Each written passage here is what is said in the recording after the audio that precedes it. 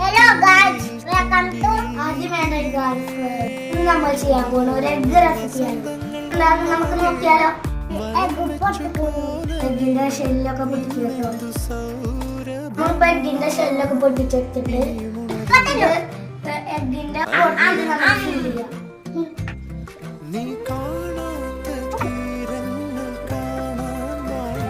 പുലരുളി വന്നു ചേരുന്നിതാ നിഴലല ദൂരമായുന്നിതാ വായു വായു വായു വായു.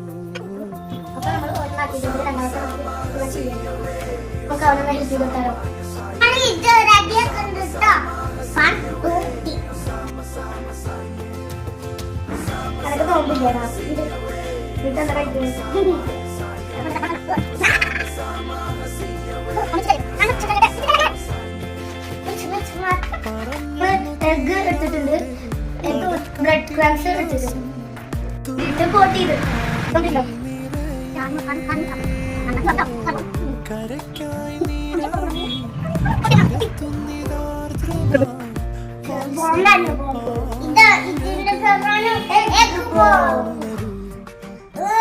നമുക്ക് ഫ്രൈ ചെയ്തെടുക്കാം.